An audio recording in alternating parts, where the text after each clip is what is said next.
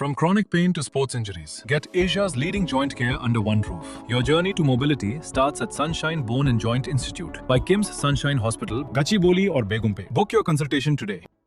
రాష్ట్రం దిగ్భ్రాంతి చెందేటువంటి ఘోర రోడ్డు ప్రమాదం మార్కాపురం జిల్లాలో చోటు చేసుకుంది.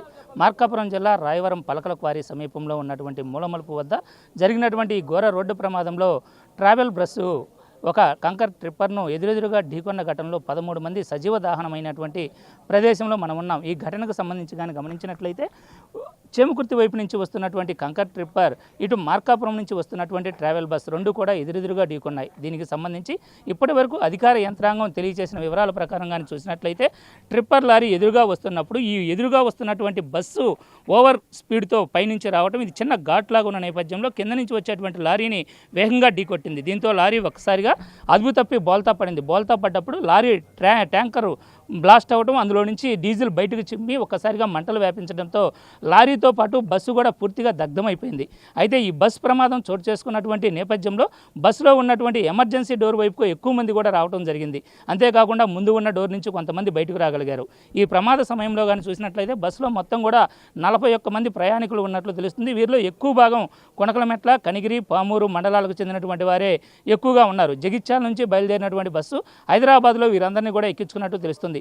41 మంది ప్రయాణికుల్లో ఇక్కడికి వచ్చేసరికి బస్సులో ఉన్నారు. వీరిలో కానీ గమనించినట్లయితే 28 మంది బాగా గాయపడ్డారు. గాయపడ్డ వారిలో ఒక 13 మంది పరిస్థితి అయితే కొంత విషమంగా ఉన్నట్లు తెలుస్తుంది. తీవ్రంగా గాయాల పాలైన ఈ 13 మందిని కూడా ఒంగోలు జీజీహెచ్కు తరలించి వైద్య చికిత్స అందిస్తున్నారు. మరో 15 మందికి స్వల్ప గాయాలు ఉన్న నేపథ్యంలో వీరిని మార్కాపురం గవర్నమెంట్ హాస్పిటల్లో వీరికి వైద్య సేవలు అయితే అందిస్తూ ఉన్నారు. 13 మంది అయితే మాత్రం మృత్యువాత పడటం జరిగింది. ఈ మృత్యువాత పడినటువంటి 13 మంది యొక్క వివరాలను ఇప్పటికే అధికార యంత్రాంగం కూడా బయటకు తీసేటువంటి పనిలో ఉంది. అయితే ఈ 13 మందిలో ఎవరు ఏంటి అనేటువంటిది మాత్రం చెప్పలేకపోతున్నారు. మృతి చెందినటువంటి 13 మంది యొక్క వివరాలు చూసినట్లయితే 16 సంవత్సరాలు కలిగినటువంటి కంబంపాటి అయ్యన్న, అదేవిధంగా మనోజ్ కుమార్ 18 సంవత్సరాలు, సుజాత 45 సంవత్సరాలు, మేఘన 19 సంవత్సరాలు, నరసయ్య 60 సంవత్సరాలు, అబ్రహం 41 సంవత్సరం, ప్రకాష్ 21 సంవత్సరం, మహేందర్ రెడ్డి, సౌజన్య 22 సంవత్సరాలు, సురేంద్ర 25, ప్రకాష్ 17, చందన 11, చాదు 6. ఇటువంటి ఇప్పటి వరకు కూడా అధికారికంగా యంత్రించినటువంటి మృతుల యొక్క పేర్లు ఇవి. ఈ మృతులకు సంబంధించి చూసినట్లయితే ఇందులో 3 మహిళలు, 2 చిన్నారులతో పాటు 8 మంది పురుషులు కూడా ఉన్నట్లు తెలుస్తుంది. ఇప్పటికే ఈ ప్రాంతానికి అధికార యంత్రాంగంతో పాటుగా జిల్లా యంత్రాంగం మొత్తం రావడం, ప్రజాప్రతినిధులు కూడా ఈ ప్రాంతానికి వచ్చి పరిశీలిస్తూ ఉన్నారు. ఇక్కడికి కానీ చూసినట్లయితే ఇప్పుడే స్థానికంగా ఎమ్మెల్యే కందుల నారాయణ రెడ్డితో పాటుగా మంత్రి మరియు తదితరులు కూడా ఈ ప్రాంతానికి రావడం జరిగింది. ఈ ప్రమాదానికి సంబంధించి ప్రమాద వివరాలను కూడా ఎస్పీ వారికి వివరించడం కూడా మనం ఇక్కడ గమనించవచ్చు. ఈ ప్రమాదానికి సంబంధించినటువంటి వివరాలను కానీ గమనించినట్లయితే ఈ ప్రమాదం ప్రధానంగా ఓవర్ స్పీడ్తో జరిగినట్లుగా కూడా తెలుస్తూ ఉంది. ఇక్కడ ఇప్పుడు మంత్రికి ఈ వివరాలను కూడా తెలియజేస్తూ ఉన్నారు. వీటికి సంబంధించినటువంటి వివరాలు పూర్తిగా మరికొంతసేపులో మనం వారిని అడిగి తెలుసుకునేటువంటి ప్రయత్నం కూడా చేద్దాం.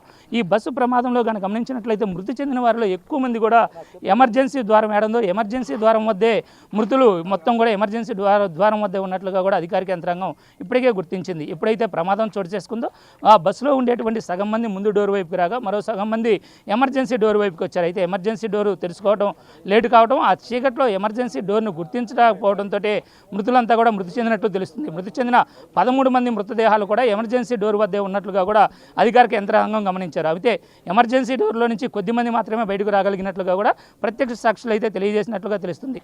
ఈ ప్రమాదానికి సంబంధించి బస్సు వివరాలను కానీ చూసినట్లయితే ఈ బస్సు ఇక్కడికి సుమారు 40 కిలోమీటర్ల దూరంలో ఎర్రగొండపాలెంలో రిపేర్కు మరమ్మతులకు లోనైనట్లుగా కూడా తెలుస్తుంది. అక్కడ స్టీరింగ్ వీల్ రిపేర్ రావడంతో అక్కడ బస్సును సుమారు గంటకు పైగా కూడా బస్సును అక్కడే ఆపి దానికి సంబంధించిన మరమ్మతులు చేసుకొని అనంతరం అదే బస్సును అక్కడి నుంచి బయలుదేరి ఇక్కడికి వచ్చినట్లుగా కూడా అధికార యంత్రాంగం చెప్తుంది. ఓన్లీ ట్రావెల్ బస్సు ఓనర్ల యొక్క నిర్లక్ష్యం, బస్సు మేజర్గా ఉండేటువంటి స్టీరింగ్ వీల్ రిపేర్ వచ్చిన నేపథ్యంలో ఆ బస్సును అక్కడ ఆపి మరో బస్సునుగానే ఏర్పాటు చేసి ఉన్నట్లయితే ఈ ప్రమాదం జరిగేది కాదని, అయితే ఆ బస్సును ఏర్పాటు చేయడంలో ఆ యొక్క ట్రావెల్స్ ఏజెన్సీ నిర్లక్ష్యం వల్లే ఈ ప్రమాదం ప్రధానంగా జరిగిందని కూడా అధికార యంత్రాంగం ప్రాథమికంగా గుర్తించింది.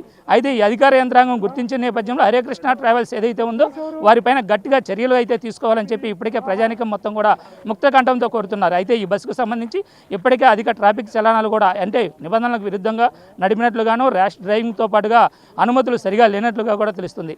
ఇప్పటి వరకు కానీ చూసినట్లయితే ఈ ట్రావెల్స్ బస్సులు, ఏసీ బస్సులు ఏవైతే ఉన్నాయో ఇవన్నీ కూడా అనుమతులు లేకుండా అనుమతులు లేకుండానే నడుస్తున్నట్టుగా కూడా తెలుస్తుంది. రవాణా శాఖ నిబంధనల ప్రకారం ఈ బస్సులు అసలు రోడ్లపై తిరగడానికి సరైనటువంటి అర్హత లేదని కూడా చెప్తూ ఉన్నారు. అయితే ఇప్పటికైనా అధికార యంత్రాంగం వీటిపై చర్యలు తీసుకొని మునుముందు ఇటువంటివి జరగకుండా చూడాలని అయితే కోరుతున్నారు.